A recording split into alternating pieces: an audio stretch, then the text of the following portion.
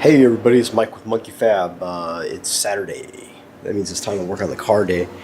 Feeling a bit under the weather. About midweek I picked up some kind of cold. I've just been feeling kind of ucky. But that's alright.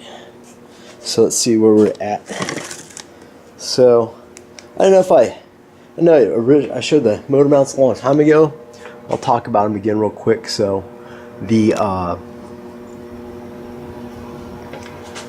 So I bought a motor mount kit for this. It's over here. It is from somebody.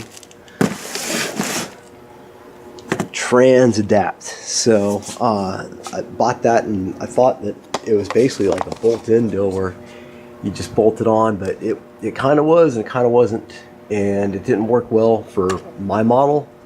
I don't know if it's because it was a Pontiac. I got it for a Nova, which you'd think would be the exact same thing as the Pontiac Phoenix, because they're exactly the same thing, but I don't know. Who knows what they're smoking back then. So what I did do is, and they had plates that kind of like stick way, they bolt on the stock motor mount area here on these bolts, and then they kind of stick way far forward, and they're supposed to attach to some kind of motor mount that was different than what I had. And it didn't come with the mounts that you needed, so the whole thing just kind of made it so the engine was being supported like in a Z, which was kind of goofy to me and didn't really make a lot of sense. So instead I just made my own with some like 1/4" square tube, and I got these are polyurethane leaf springs for a truck. And I cut these 3/16 flanges to make the plates on my water jet. Not my water, I wish I had a water jet. On my plasma cutter. And I used 1", I think 113 thread awl and some nuts so I can adjust it up or down if I wanted to. And that was about it. So I just welded those directly onto the frame, which worked well. It mounted it pretty much straight up and down.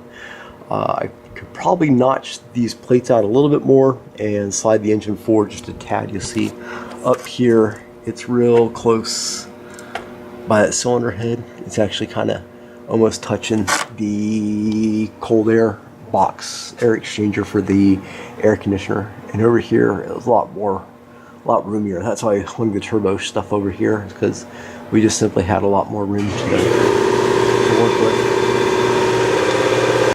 Alright, so we were talking about these motor mounts before we were so really interrupted by my air compressor. So anyway, I just welded those guys right on there, and I burned them in real hot. So, because I like it real hot, babe. And they're good to go. So now I'm kind of messing with this. How am I going to hook up the oil and do the oil return? So I'm still waiting on, I'm going to do the just like at the fuel line right here, I need. So going to the back of the car here, how I got this fuel line running, you see I got these adapters. They're AN adapters, and they basically have like a frill nut on the inside. You screw them, they get tight, and that's that. So that's what I plan on running for my oil return, is in my mind. I think that that's going to work. I'll be able to kind of snake it up through the frame rail and get it over to the turbo. And maintain a good angle, and I like the idea of it being solid. It shouldn't should just be easier to run and deal with, and I won't have to worry about it, sagging or whatever. I don't like sagging. So then comes the problem with the oil getting there. So my original kind of plan was I was just going to tap this guy right here, but it's just a lot of line to run, and I have the issue of I have a lot of line, but the wrong stuff. So I got this Dash 3 is one of my kit I had laying around from years ago, and that would work fine, but I don't have any of the damn adapters for it, because I use a 90 to get to the turbo, and so that doesn't work. These are all Dash 4s, and this is Dash 3. The Dash 4 line I have is a little bit too short for this guy here. So with that being said, there is, right there is the oil galley on this guy. And if you see, there's a big old Allen head kind of plug right there. So I was thinking about just taking that guy off, and it looks promising. That put me a lot closer, a lot shorter of a line to run. And I have one because I do a lot of with these engines. I actually went to school to learn how to work on these guys and rebuild them and whatnot. Not just LS, but just all motors. But that's one from what I just had laying around, and it looks like I can just drill and tap it. So I think that's going to be the plan. We're going to just drill it and tap it, and I'm just going to run one of those guys in there, and we'll just use that as the oil feed. So that's where we're at. So I think I'm going to try to drill and tap this guy first. It seems to make sense. That way I don't have to take that one out of the engine if I can't get this guy to go right or the way I want it to.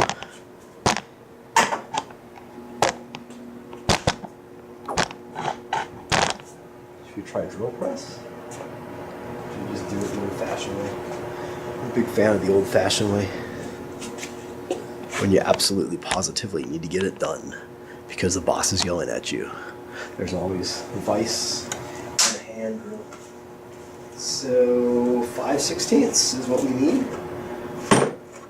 We just did this the other day, and I'm pretty sure we had to use a 5/16, and we have a 5/16, so that's good.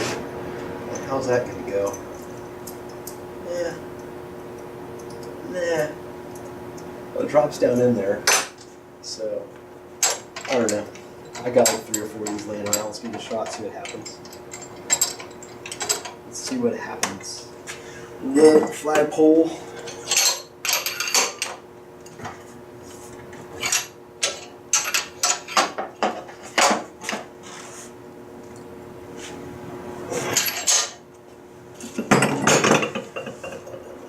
It'll at least be entertaining when I bust my wrists on this.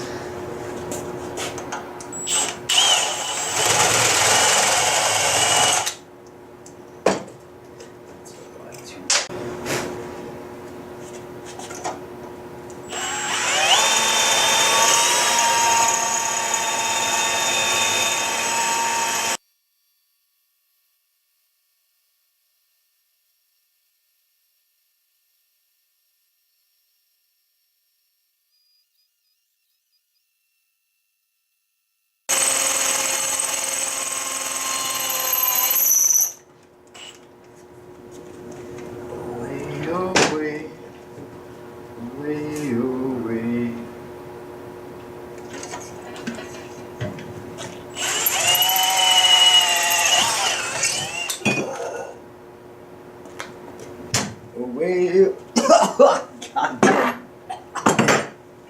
Oh, I just got a full hit of that tap magic. It was magical. Alright, so there's a hole in there. And now we need like threads, right?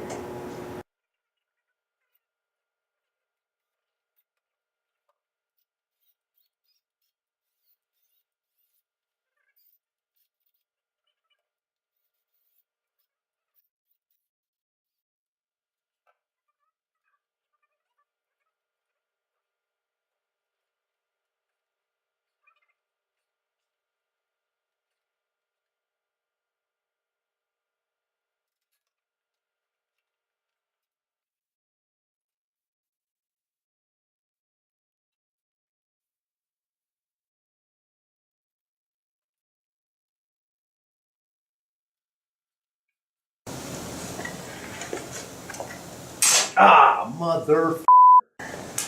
God damn it.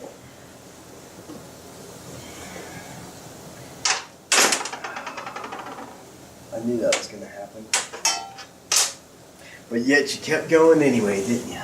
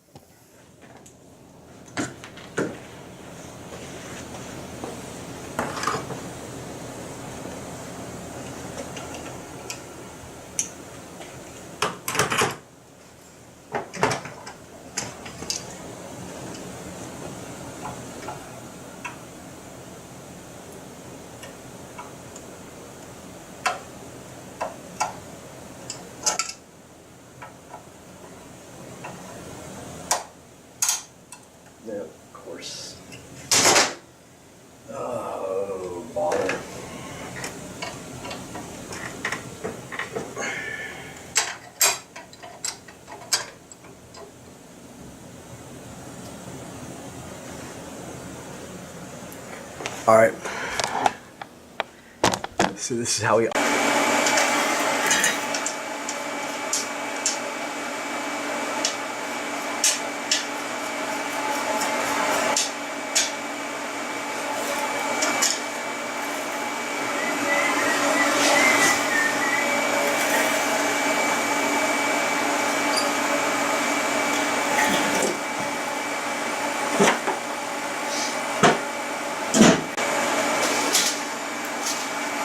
So usually just the heat from the TIG torch will be enough to heat it up and kind of get it up out of there.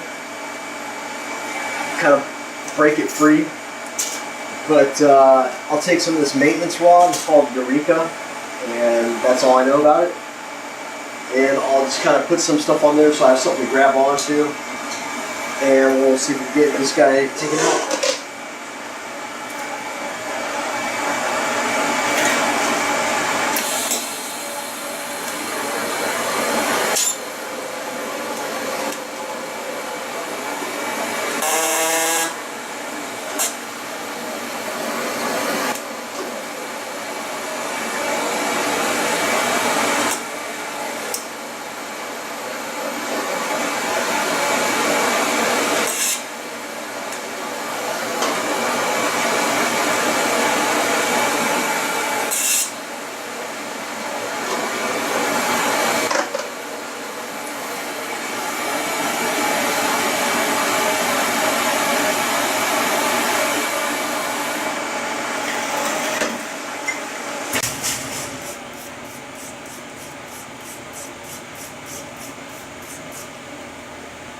We'll see.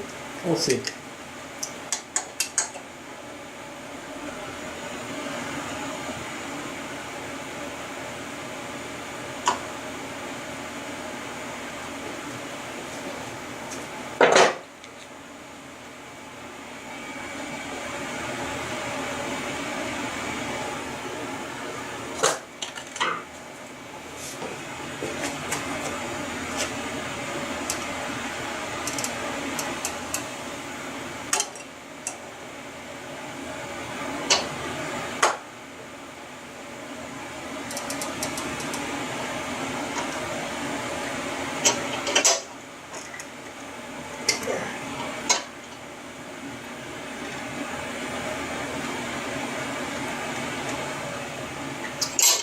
Not moving.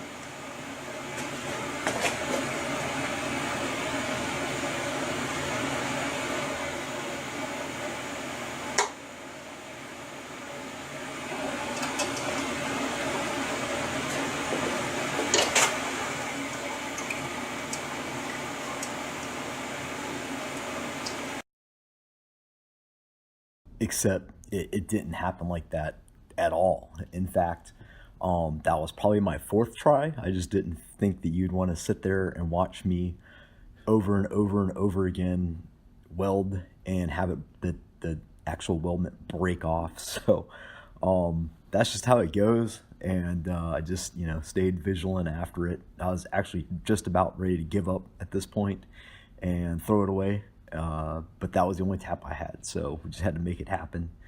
So, this happens, just stay patient and stay out. There we go. So, it's your typical flow chart, get mad, freak out a little bit, try, but don't overcommit, try some more, keep fucking up. And eventually all your dreams will come true, children. All your dreams can come true. Fairy tales can't come true. It can happen to you.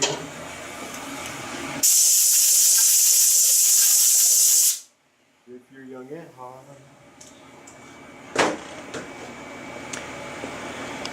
That's cool. Maybe we can solve it.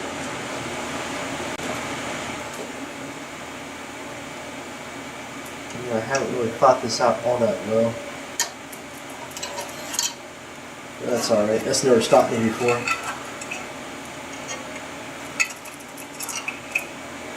Yeah, man.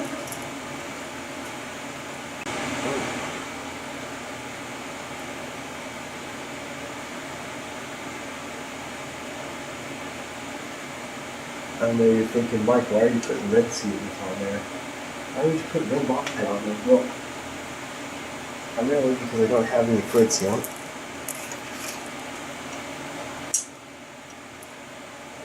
And the other reason is, since I drilled the Allen key out of this guy,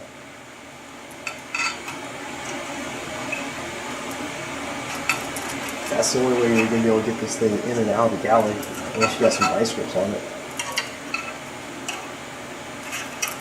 So you might as well try to make it stick. Of course, when you do that, oh, can I snap it twice? Can I do it twice? Because it'd be fun to fucking get this out there. Oh, okay. So, there we go.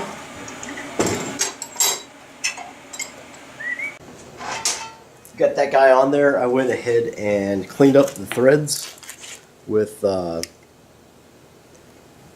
my bench wire wheel, and they're still a little chunky, so I was just going to try to figure out what thread pitch we have. It's 16, but the only bolts that I have that I stock are 16 by 2, and this guy is 16 by 150. So, and the biggest electric one I got is for 14, and that's not going to make it happen. So we got the file thread, and that's one way to do it. So if you don't know about these guys, they're pretty cool. They're just, you'll see it says 150 on there. That's, and each one's a different pitch. So in metric, it's just how many threads per millimeter. So if you make sure you got the right size, you kind of go around and dress it, lock all the boogers off.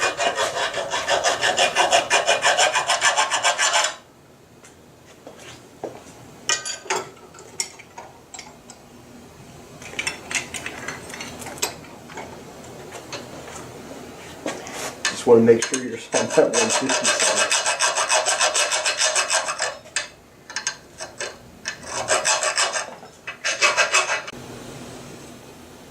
Oh man, look at it, so nice now.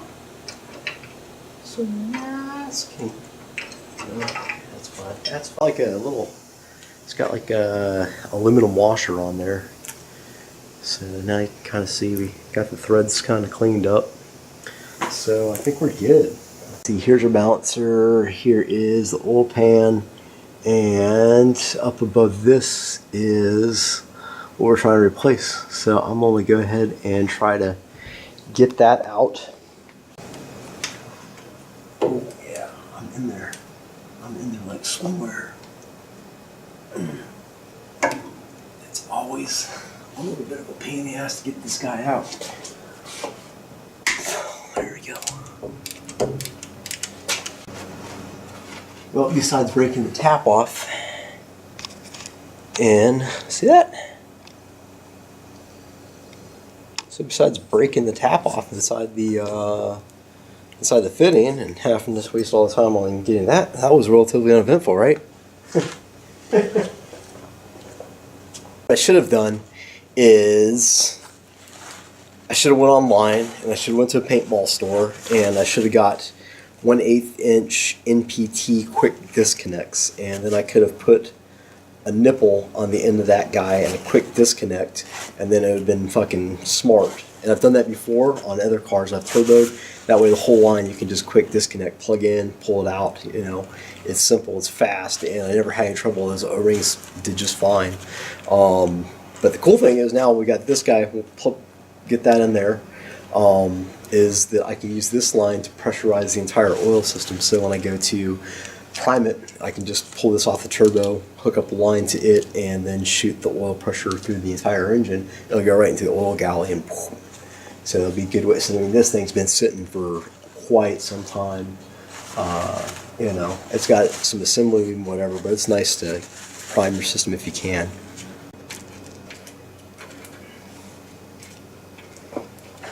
I'm going to drop this down a little bit so I'm not standing on my tippy toes. doing this. And I'll try to readjust the camera. Shouldn't have gone too far. I think we got it biting a little bit. So it's just a matter of locking this in here now. Yeah. We are.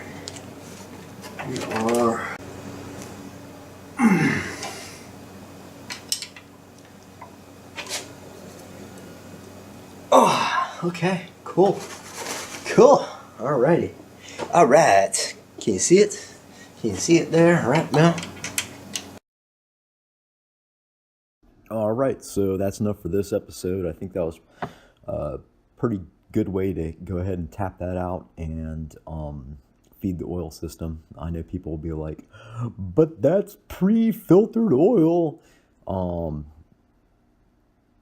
If your engine is going to eat the bearings and puke Babbitt and aluminum all throughout the block, it's going to clog the filter and it's still going to get everywhere and destroy the engine. So your unfiltered oil is pretty much filtered, and it's only a $500 Chinese turbo. So if it dies, we'll go ahead and replace it with another one and change where I get the oil from. But I think we'll be okay. It doesn't hurt to give it a go and see what happens. So thanks for tuning in, watching the video, and be sure to check out my website. It's monkeyfabgarage.com.